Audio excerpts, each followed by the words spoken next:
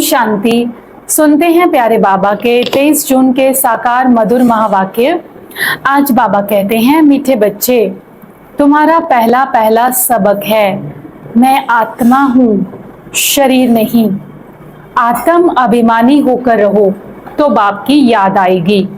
बाबा हम बच्चों को हमारा पहला पाठ याद दिलाते हैं कि मैं आत्मा हूँ, शरीर नहीं हूँ। जब हम आत्मा बनकर रहेंगे तो आत्मा को परमात्मा बाप की याद आएगी। जब हम अपने आप को देह समझेंगे तो देहधारी याद आएंगे। यह एक लॉ है। जब सोल कॉन्शियस होकर रहेंगे तो सुप्रीम सोल बाबा की याद आएगी। तो हमें अपना पहला पाठ पक्का करना है, मैं आत्मा हूँ, मैं आत्मा हूँ, और मेरे आसपास जो भी सब रहते हैं वो सब आत्माएं हैं। आज की मुरली का प्रश्न है, तुम बच्चों के पास कौन सा गुप्त खजाना है जो मनुष्यों के पास नहीं है? उत्तर है, तुम्हें भगवान बाप पढ़ाते हैं। उस पढ़ाई की खुशी का गुप्त खजाना तुम्हारे पास है। तुम जानते हो हम जो पढ़ रहे हैं भविष्य अमर लोक के लिए, ना कि इस मृत्यु लोक के लिए। बाप कहते हैं, सवेरे सवेरे उठकर घूमो फिरो, सिर्फ पहला पहला पाठ याद करो तो खुशी का खजाना जमा हो जाएगा। तो हमारे पास कौन सा गुप्त खजाना है जो संसार के अन्य मनुष्यों के पास नहीं है? कि भगवान बाप हमें पढ़ाते हैं। मनुष्य से देवता बनने की पढ़ाई, प्रिंस बनने की पढ़ाई। इस पढ़ाई से पढ़कर हम भविष्य मृत्यु लोक से अमर लोक में जाएंगे। बाबा कहता, बच्चे सवेरे सवेरे उठकर सैर करो, घूमो फिरो, परंतु ये सब करते हुए पहला पाठ याद रखो, मैं आत्मा हूँ, इस शरीर के द्वारा ये कार्य कर रही हूँ। इस शरीर की कर्म इंद्रियों के द्वारा मैं आत्मा कर्म करा रही हूँ। तो कुछ भी करते हुए, घूमते फिरते, कार्य करते हुए सदा ये स्मृति रहे कि मैं आत्मा हूँ। सर्वशक्तिवान भगवान परम धाम से आकर मुझ आत्मा को पढ़ा रहे हैं अमर लोक में ले जाने के लिए। सुनते हैं आज की मुरली का। धारणा के लिए मुख्य सार पहला है, योग बल से अपनी सर्व कर्म इंद्रियों को वश में करना है। एक वृक्षपति बाप की याद में रहना है। सच्चा वैष्णव अर्थात पवित्र बनना है। योग की शक्ति से, आत्म बल से अपनी सूक्ष्म कर्म इंद्रियां, मन बुद्धि संस्कार, स्थूल कर्म इंद्रियां, आंखें मुख कान नाक त्वचा, इन सबको वश में करना है। कोई भी कर्म इंद्री मुझे अपनी तरफ ना खींचे। सच्चा वैष्णव शुद्ध पवित्र योगी बनना है। पूरी सृष्टि के वृक्ष का पति, वृक्षपति शिव बाबा की याद में तत्पर रहना है। दूसरा पॉइंट है, सवेरे उठकर पहला पाठ पक्का करना है कि मैं आत्मा हूं, शरीर नहीं।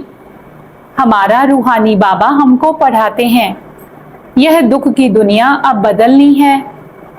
ऐसे बुद्धि में ज्ञान सिमरन होता रहे, सदा याद रहे कि मैं आत्मा हूं और वो रूहानी बाबा, रूहों का बाबा, रूहों का पिता, मीठा शिव बाबा आया हुआ है हम सब आत्माओं को पढ़ाने, और ये दुनिया, पुरानी दुनिया अब बदलनी है। ऐसे बुद्धि में सारा दिन ज्ञान का सिमरन चलता रहे, सारा दिन बुद्धि में बाबा की याद चलती रहे। वरदान है आज की मुरली का, हर खजाने को कार्य में लगाकर पद्मों की कमाई जमा करने वाले पद्मा पदम भाग्यशाली भव। बाबा कहते हैं, हर सेकंड पद्मों की कमाई जमा करने का वरदान ड्रामा में संगम के समय को मिला हुआ है। ऐसे वरदान को स्वयं प्रति जमा करो और औरों के प्रति दान करो।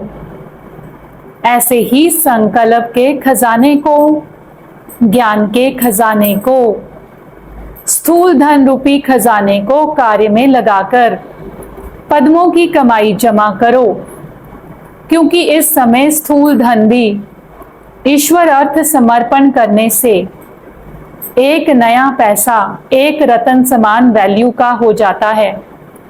तो इन सर्व खजानों को स्वयं के प्रति व सेवा के प्रति कार्य में लगाओ तो पद्मा पदम भाग्यशाली बन जाएंगे।